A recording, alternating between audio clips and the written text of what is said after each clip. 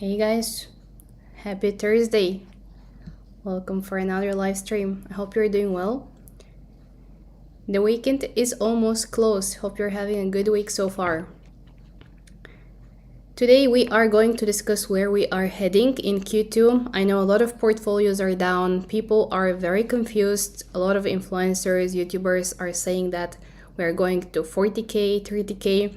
Others are saying that this is the bottom. I'll give you my theory where I see things are going, what history is telling us, because that is very important.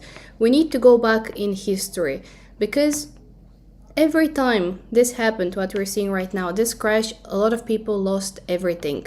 Fortunes just disappeared overnight, and the narrative was always the same: Bitcoin is dead. But before we dive deeper into the charts and where we are heading, let's see who do we have today.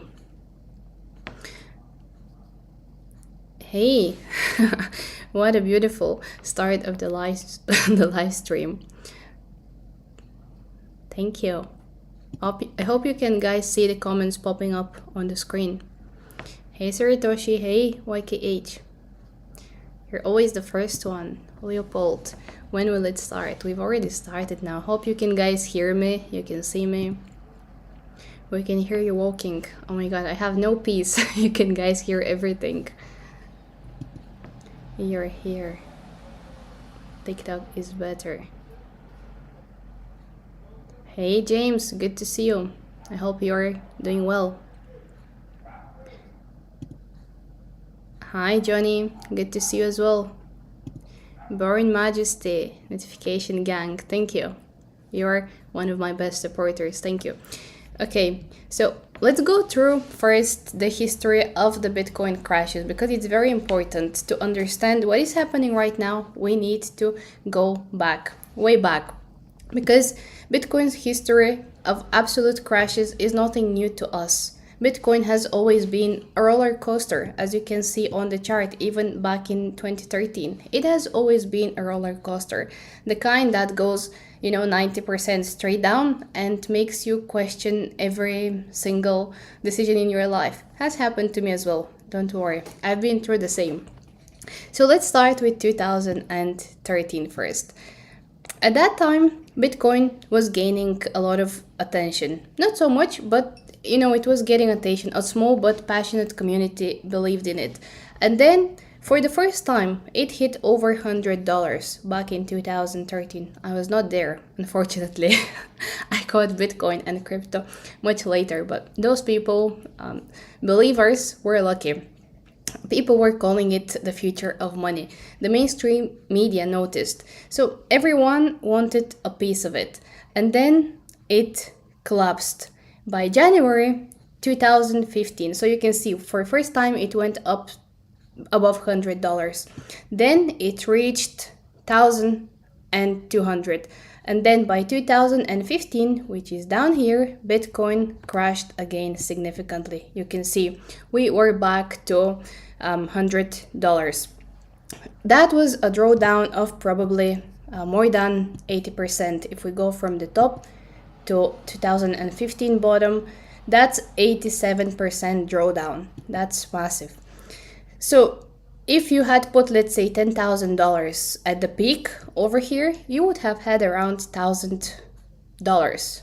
I know, very painful. And probably a lot of you are going through the same right now. Watching your savings evaporate month after month with no clear bottom in sight, that's very painful. So that period was known as the first real crypto winter, and many people gave up on Bitcoin entirely back then. But it did recover. Funny enough, at that time, if we go back now to 2017, we move further, we go up here, we see Bitcoin at $20,000, all the way from $100 to $20,000. People who bought $1,000 back in 2016 now were millionaires and billionaires. I was not one of them, unfortunately, at that time. But, everyone was in. The fear of missing out was at an all-time high. And then, again, we can see it went up to $20,000 over here. And then it dropped down again to $3,000, $3,200 in 2018. That's another drop of, let's see, probably around 80%. 84% drop. Okay, so the first one was 87. I want you to focus on that. The second one was 84% drop. The same story. New people who bought in at the all-time high around $20,000 were now probably devastated. Billions of dollars in value simply vanished. And this was the second massive crypto winter. And again, doubters said that Bitcoin, that was the end for Bitcoin, but it wasn't. Then came the 2021 cycle, where probably a lot of you, including myself, came into the picture at that time. We were late to the party, but not so late. And I'll tell you why shortly. So again, in 2021, Bitcoin reached new all-time high of $69,000. And institutions started stepping in. The interest was growing. Companies started holding Bitcoin on their balance sheets. El Salvador made it legal tender. The conversation at that time shifted from, is this real? Is it worth holding it? To how much should I allocate? This was major shift in the thinking. And then the same pattern repeated. No surprises. Bitcoin went to $69,000 just to see it back to 16,000 in 2022. This time the drawdown was, the third drawdown, let's see, was 77%. So just focus here on this for a minute. The first one, the second one, now the third one is 77% from the peak. Not quite as bad as the previous cycles, but still devastating for everyone who came in and bought at the top, $69,000. This current cycle, this is where things are getting very interesting. Now, this current cycle, again, we see from the crash over here, Bitcoin went all the way up to $126,000 in October 2025. And to the lowest point of this cycle this year, we are down 52% nearly. So basically it went from 87 to 84, 77. We are down now for 50%. And the important point that we need to understand here, whether we are going further down or we're going to go up, the important thing to understand is that there is market maturity. Every financial market, whether it's stocks, whether it's gold, whether it's commodities, goes through this so-called maturation process. In the early days, markets are thin. There aren't many buyers and sellers. So small amounts of money can actually move the markets dramatically. And emotional reactions drive massive swings in both directions. If you even think about the stock market back years ago, crashes of 50, 60, 70% were not unusual. But over time, as more participants entered, as regulations were put in place, as financial instruments, developed, those extreme swings began to compress. And Bitcoin is going through the exact same process, just on a much faster timeline. In the early days, when we discussed just now 2013, 2017, we see a very quick changes, because at that time, in the early days, Bitcoin market was very tiny, just thousands of people, a handful of exchanges, not as many exchanges as today, very little liquidity. So if a large holder decided to sell, prices could drop dramatically. If we have a piece of bad news, a government ban, an exchange hack, there was nobody left to, absorb the selling pressure, and prices were collapsing. But moving to today, where we are sitting, today, Bitcoin is one of the most, traded assets. Daily volumes run into billions of dollars. There are deep liquid markets on every financial exchange. And perhaps the most important point that we have today is the people buying Bitcoin. Compared to the previous cycles, these people have completely changed the game for Bitcoin. And that's the most important factor which is driving this compression in drawdowns. That's the institutional money. When a regular person buys Bitcoin, like myself or yourself, emotions take over. Fear sets in. We sell, sometimes at the absolute worst moments. And it has happened to all of us, I'm sure. No one is exception, even myself in my early crypto stages. And this is called panic selling, and it's one of the key reasons why Bitcoin was crashing so severely early back in the days. But institutional investors, here we're talking about hedge funds, pension funds, asset managers, these people, corporations, they don't operate on emotion, they operate on process. They have investment committees, they have risk management teams, they have holding periods that stretch years, not weeks. So when institutions buy Bitcoin, they're not checking the price every 5 minutes like all of us probably. When there is a dip, many of them actually are set up to buy more, not panic sell. And this is the structural difference in behavior. This is one of the main reasons why Bitcoin crashes are getting smaller and smaller. the seller base is shrinking drastically, and the buyer base, particular at lower prices, is growing. Let's see.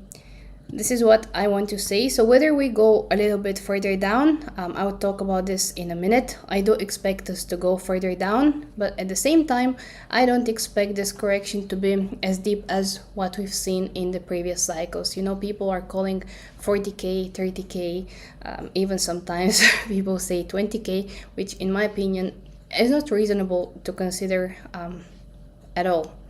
The market is deepening in a way that which makes 80 to 90% crashes structurally harder to produce. Of course, Bitcoin is still volatile. I'm not denying that. It is volatile.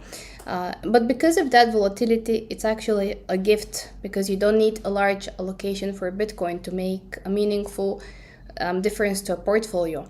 And I recommend everyone who is in crypto to actually hold some Bitcoin. It offsets the risks in your portfolio, and you can see, for example, the difference back in 2025 or this cycle that we had.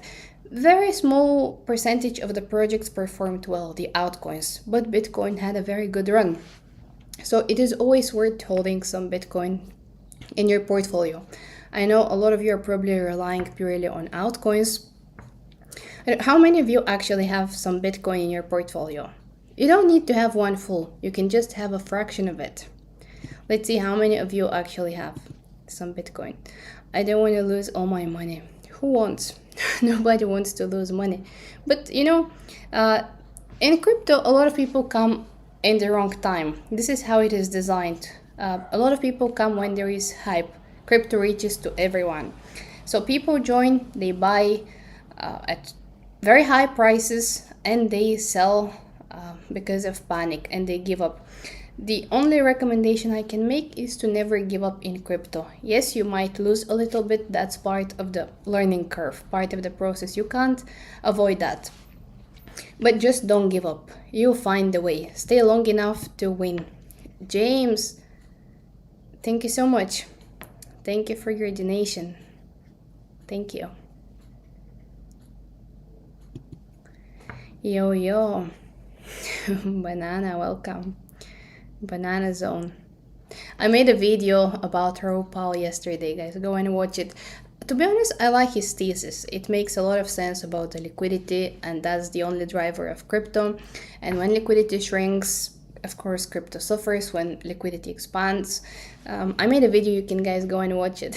But I just remembered because of the Banana Zone. Crypto. Leave you. I'll meet you. Thank you, Leopold. Have a good day. Hey, Pampulinsky. Good to see you here. How are you? Thanks. Your content is also great. You can guys go and follow Pampulinsky. He also makes great content. He's a Caspa and Tao Mexi. His content is pretty good. And he's part of our team, of course, Caspa. The Caspa gang. Big money. I hope big money is coming your way. Billionaire vibes coming. Appointment now. Thank you, James. Thanks for your donation. I appreciate it. Have a good day. Thanks for joining. I think he will. At some point. Of course, he's heavily into stocks, but I'll tell you what is happening. Like, a lot of shifts in crypto are happening. Even people who have been calling or have not been interested in crypto are coming into the space, talking about pension funds and so on. But I'll get into this in a second. I'll tell you something interesting if you've not been following the news around crypto. Yes, he has a lot of dollars in cash right now. I read something about him yesterday that he regrets selling Apple too early. He might be coming to crypto one day, to Bitcoin, who knows? He has said he'll never buy Bitcoin. He's a man of his word. It makes sense, yes. He's already so rich, he's found his way. So whether he comes to Bitcoin or no, I don't know. Probably the probability is not so high, but we never know. Yes, and speaking about that, who is coming to crypto? So We see buyers steadily having in step what did I just say? Heavily stepping in institutions, ETF long term holders who act as a floor, who create a floor in crypto. And it's not a perfect floor, of course, but it acts as a good buffer on extreme downside events. As I said earlier, the buyer base, particularly at extreme fear at crashes, is growing massively, and the seller base is shrinking. Now, speaking of who comes to crypto, buying the dip. Good. Keep buying. Okay, let me show you something here related to Coinbase if you guys have missed this. Something very big happened, it changed. I don't know if you've seen the news, if you're following. The first time ever, a Bitcoin backed mortgage was accepted within the US mortgage system, and that is big. This means someone is able to buy a real house without selling a single Satoshi of Bitcoin. An AI-powered mortgage lender partnered with Coinbase to launch a token-backed mortgage. So basically, you hold Bitcoin, you pledge it as collateral, you take a loan for the down payment, and then you get a standard mortgage. So Bitcoin is becoming collateral, and that changes everything. A couple of major shifts. It's not so, such small news. It's pretty big because it means selling pressure will disappear. Historically, crashes in Bitcoin, and we just shared the chart earlier, they have been driven by forced selling. People selling to fund life expenses, businesses, or opportunities. Now, instead of selling, you borrow against Bitcoin. So this removes major source of downward pressure. A new system that gives you no reason to sell at all. That's number one. Number two, Bitcoin is becoming more productive. For years, Bitcoin has been criticized to have no value, no productivity. Somebody just mentioned that in the comments why, for example, Warren Buffett would not buy Bitcoin because he likes assets with real productive value. And Bitcoin has openly been criticized for not having any value, no income. It doesn't produce any income, no yield. And this now changes.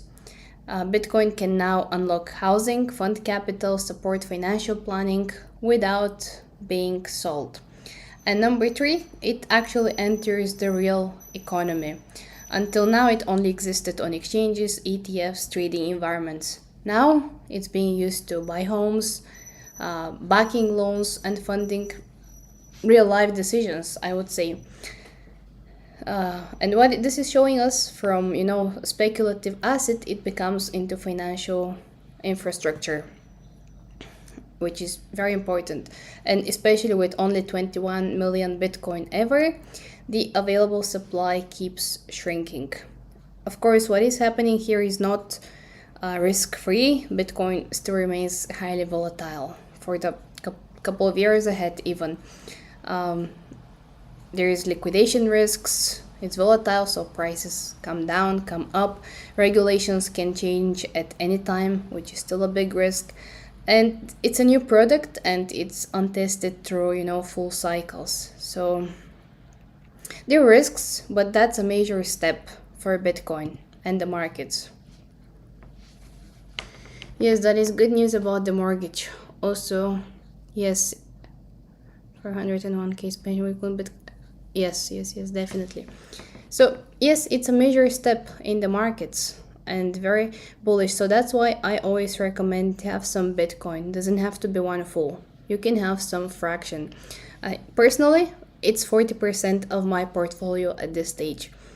And then I have a allocation for layer ones, large caps, I have mid caps, and I also have some kind of allocation for small market cap projects.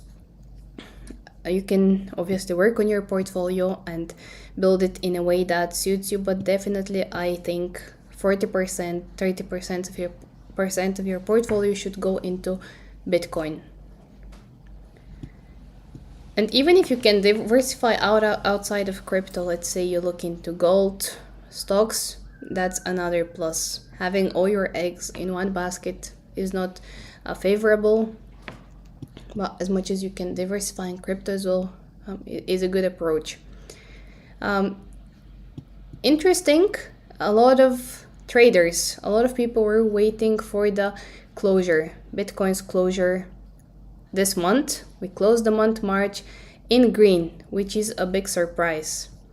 Big surprise. I think a lot of people were waiting for Bitcoin to close red and people were ready to start selling, but surprisingly we closed in green. For first time in 6 months we have green.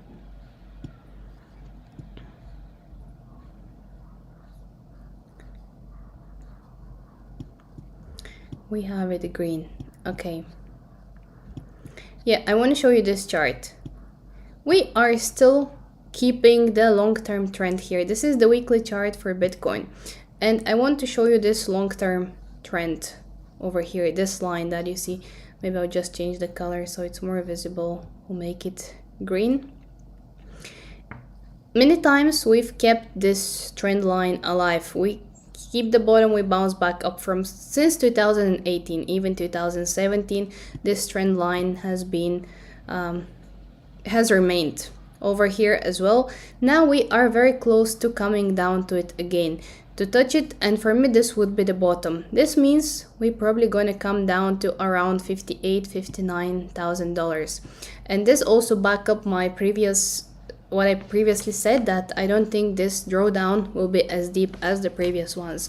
At the start of the video you might have missed it, but we went through the history of Bitcoin's crashes. We saw 87, 84, 77. I personally expect this crash to be a little bit smaller. Maybe we are talking here about crash of 60%, I would say. Maybe 55-60% crash, in my opinion. I would expect, as opposed to the previous crashes. The last cycle's crash was 77%. Maybe we can go even a little bit deeper to the 60s, because this trend line, you know, it's not perfect trend line. We can go a little bit below it, bounce back up.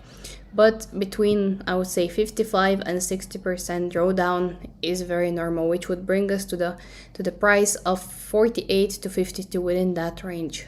48 to 52K as a bottom of this bear market. And this bottom, in my opinion, would come in the next upcoming months, would be in 2026. Whether that's going to be in Q2 or Q3, I think within the upcoming months this would happen. I can't obviously give you exact date, exact time, but Q2 or Q3, in my opinion, we would see this slightly bigger crash to the downside. At the same time, it doesn't mean that it's not a good time to accumulate. If you have the opportunity to keep accumulating, by all means do. We have very good discounts right now, not only for Bitcoin, but also for all the altcoins as well. Even today you can see Caspa minus 2%, Tau is minus 7%. Amazing discount. The only thing I would say is don't jump all in with all your savings. I'm buying regularly, but at the same time, if we have this bigger crash, I'm positioned to buy more, as I expected. If it doesn't come, you know, I'm already in the game. I am holding positions, I keep accumulating. But at the same time, I'm expecting slightly bigger crash in Q2 or Q3. Seriously, 40%. Maybe it's now 50, around 50. I'll have to check, but yeah, 40 or 50. Many have at least 60. Yeah, I mean 60 is even better. If you can have 16 Bitcoin, that's great. But I have a lot of Solana as well, which is again a good project. Nothing can beat Bitcoin, of course, but I also have a lot of layer ones and big market cap projects. I have 0. I really recommend having some.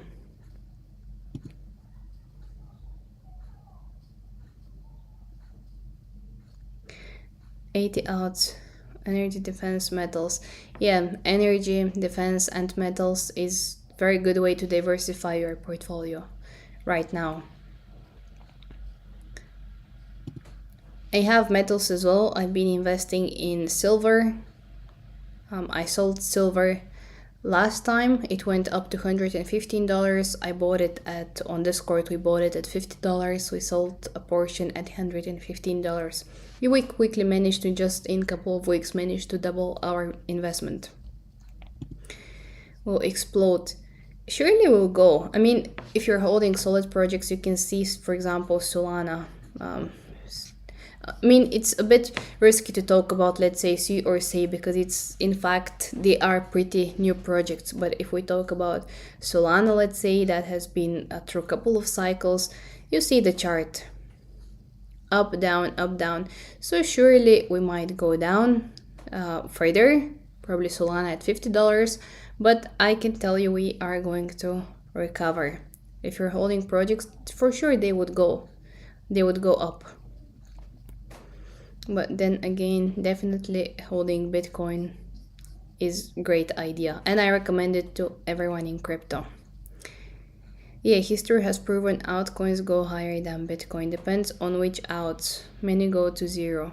I tried to do my research thoroughly.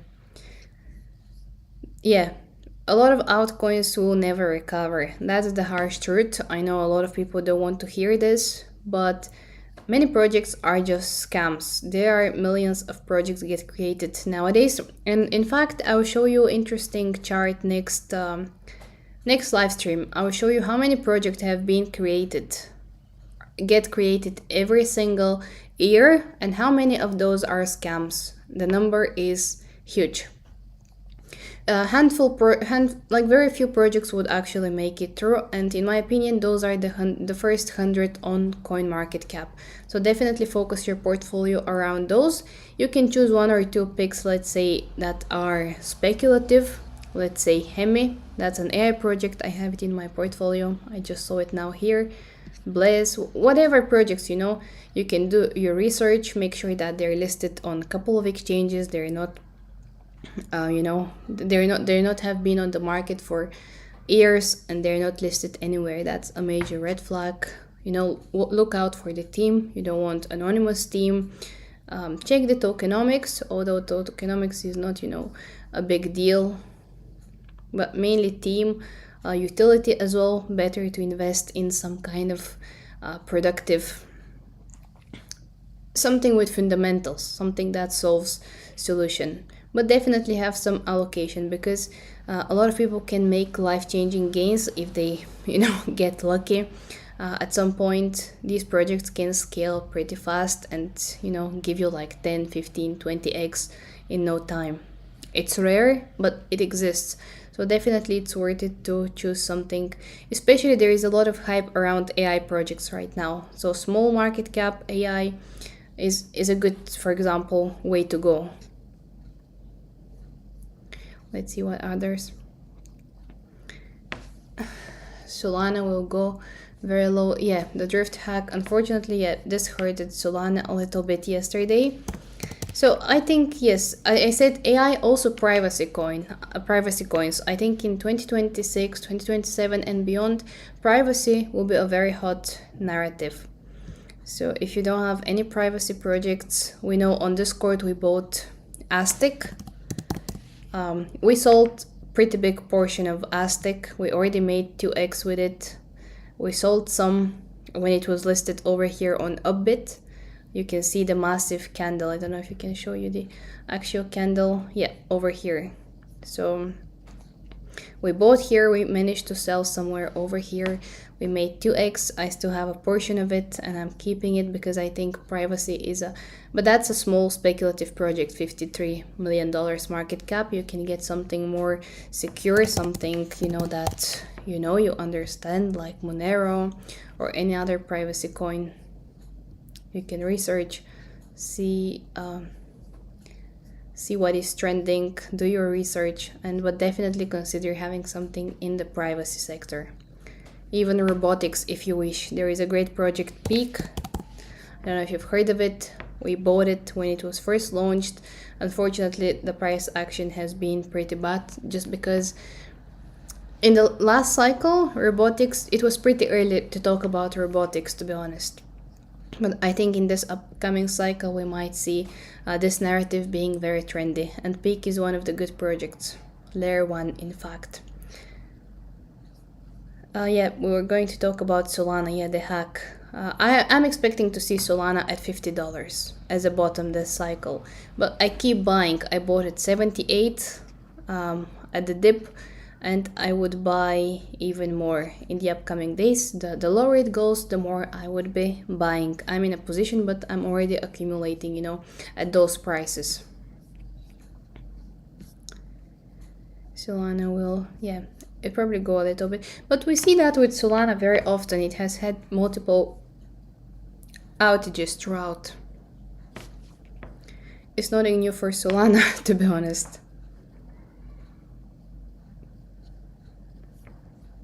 Okay. Thanks for your donation, James. That's very kind of you. I appreciate it.